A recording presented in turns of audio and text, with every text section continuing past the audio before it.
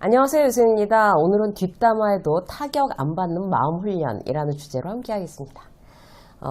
여러분도 잘 아시고 좋아하시는 이제 스타 강사 김창옥 씨 있잖아요. 그분이 이제 악플에 대한 반응을 이제 사회자가 물어봤어요. 그럴 때 뭐라고 대답했냐면, 신도 안티가 있다는데 내가 뭐라고.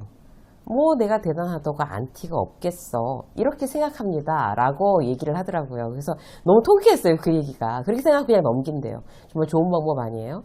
악플을 보고 마음이 좋은 사람 없겠죠, 사실. 근데 이제 그럴 수도 있지, 너는 내가 싫을 수도 있지, 압류 이렇게 넘긴다는 거예요. 그런 비슷한 마음으로 지낸다는 유명인들이 참 많아요. 나름 상처받지 않고 이제 마음 습관을 스스로 이제 훈련하는 거예요. 왜? 상처 입으면 나만 힘드니까. 악플로 상처 준 사람들은 힘들지 않아요. 그러니까 그 악플을 본 당사자만 힘든 거지. 나만 힘들고 열받고 회의감이 들고, 그렇게 내가 무너져 봐야 무슨 이득이 있겠어요. 그죠?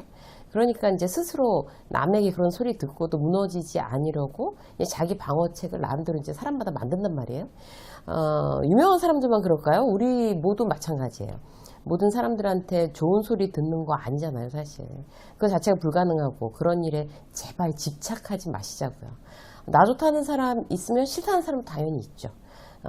당연하지 뭐 이렇게 생각하고 살면서 뒷담화를 듣는다고 할 때도 내 멘탈을 잘 지킬 수 있는 몇 가지 방법을 여러분들과 함께 오늘 리마인드 해보도록 하겠습니다. 자, 첫 번째, 뒷담화에도 타격 안 받는 마인드. 첫 번째는요, 무심하게 구는 거예요. 뒷담화를 들었어요. 최고의 대응법은 무심함입니다. 흥분하지 않는 사람이 이기는 거예요, 결국. 예를 들어서 이제 회의 시간에 막 싸웠어요. 회의만 하면 싸울 수밖에 없는 게, 서로 이제 막 탓하고 이제 부서 이기주의가 팽배해 있는 어떤 그런 분위기라고 치자고요. 회의만 끝나면 그렇게 뒷담화를 한다는 소리를 내가 들은 거예요.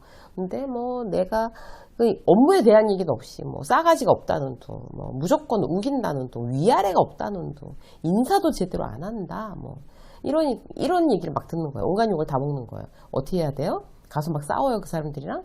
이기는 방법은요, 그 뒷담화를 듣고 뭐 그러라고 그래 이렇게 하든가, 아니면 그래? 이렇게 얘기하고 그냥 무심하게 굴고 대응 안 하는 거죠.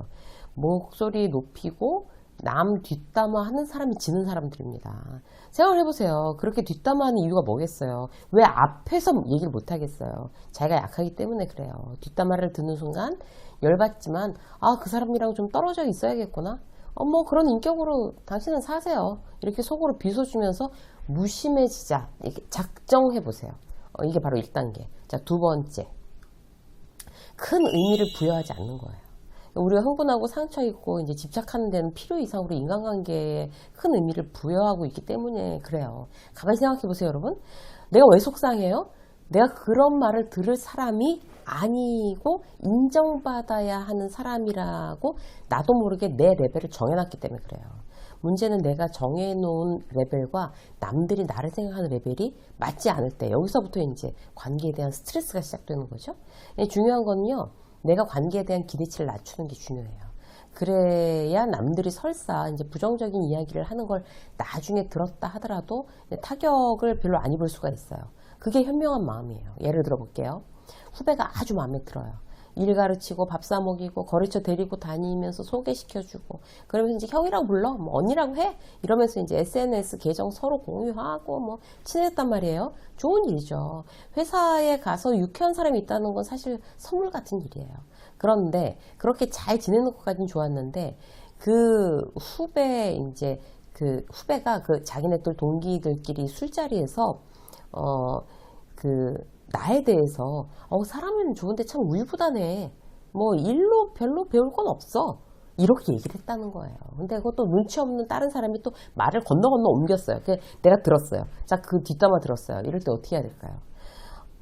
그래? 이렇게 무심하게 받아치고, 근데 왜 걔는 나를 우유부단하다고 느꼈을까 생각을 해보는 거예요.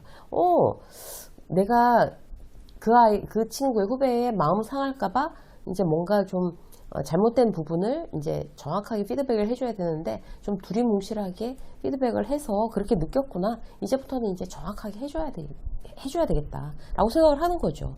나는 지 상처 입지 말라는 의도였는데 이렇게 알아차리고 다음부터는 좀 더 담백하고 정확하게 얘기해 주자. 그러면 어떻게 되겠어요? 그 뒷담화를 안 들었을 때보다 좋은 결과를 내게 스스로 가져올 수 있는 거예요. 어떻게 그럴 수 있어요? 그 후배한테 잘해주는 건 잘해주는 건데 회사 후배 이상으로 이제 기대하지 않고 나에 대한 어떤 우정과 사랑을 갈구하지 않아야 이게 가능해져요. 사람 모를 일이다. 그렇게 잘해줬는데 어떻게 그런 소리를 하고 돌아다니냐? 나쁜 놈 어쩌고 이렇게 하면서 삐져서 그 후배를 본격적으로 미워하기 시작한다? 이게 제일 아마추어예요. 타인에게 지나친 기대하는 거 다 내 잘못입니다, 여러분. 후배는 그냥 회사에서 만나서 마음이 잘 맞고 함께 팀의 공동 목표, 신뢰와 우정으로 함께 이루어가는 사람, 그 이상도 이하도 아니에요. 우리가 남이죠. 남이고 말고 선을 넘는 기대 하지 않는 것이 프로입니다.